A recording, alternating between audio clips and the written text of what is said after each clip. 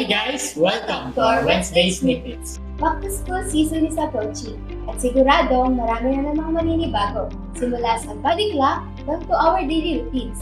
For sure, mahihirapan na naman tayong i-manage ang ating mga oras sa mga bagay-bagay. Kaya, ang pag-uusapan natin ngayon ay tungkol sa ilang biblical time management tips para tulungan tayong i-manage ang ating oras sa lahat ng ating mga gagawin. Number 1, clearly define your priorities. In Colossians chapter 3 verses 1 and 2 says that the best choice is to focus on heavenly things.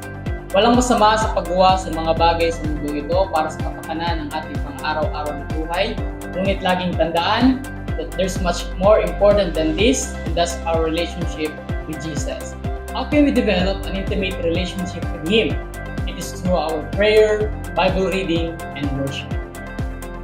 Ephesians chapter 5 verse 15 to 17 says, make use of your time. Make use of every single second of your life to honor Jesus. Walang segundo ang sayang pagkay Jesus nila. Ikaw, anong simula ng araw mo? Number 2, diligently make plans. In Proverbs chapter 21 verse 5 says that the plans of the diligently surely to abundance, but everyone who is hasty comes only to poverty. The book of Proverbs emphasizes the importance of diligence. But in chapter 21 verse 5 highlights the difference of biblically planned versus impulsive actions. Being busy is not enough. You have to diligently work on the right things to be productive and effective in life. Thus, success does not happen overnight. It is a result of your day-to-day diligent work that honors God. Thorough planning guarantees effective outcomes. The same thinking can help us in growing spiritually.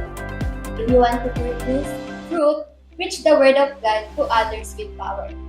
Become more useful in God's service. You have to wholeheartedly pray, seek Him daily, meditate His words, and attend fellowships, and committedly follow Him. Surely, when you do all with diligence, abundance and blessings of God will follow upon your life. Number 3, seek Him first every day. Ano ba ang una mong iniisip pagising mo sa umaga? Excited ka ba na malaman kung may bumati sa iyo ng good morning?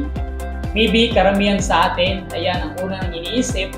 But remember what God said in Matthew 6:33, seek first the kingdom of God and His righteousness, and all these things will be added to you. Let us thank Him and seek God's voice first before hearing the noise of this world. Prioritize God and He will make your day organized. Ang good morning lang ni Lord, ang greeting, will surely brighten up your day. Kaya always pray and mag-open ka muna ng Bible pagising mo for you to have a fresh start every day. Number 4, commit your plans to the Lord.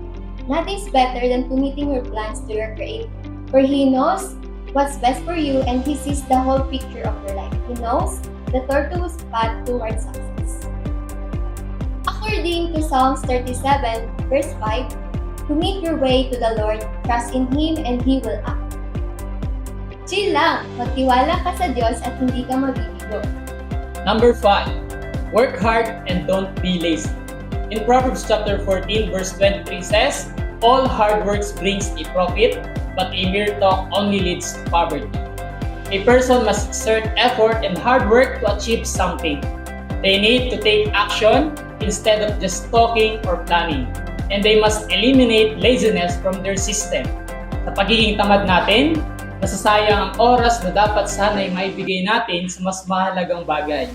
Tandaan, hard work pays off, but laziness does not.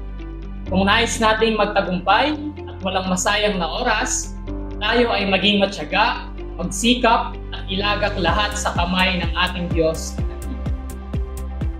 So in conclusion, prioritize what truly matters in your life while focusing on your goals and values. Make a thoughtful plans to achieve them and start each day by seeking guidance from God. Commit your efforts to Him and work diligently without falling into laziness. Remember, a purposeful life is built on clear priorities, hard work, and divine direction. By following these steps, you can manage your time wisely and live a fulfilling life. And that's it for our Wednesday snippet. See you next Wednesday. Bye-bye!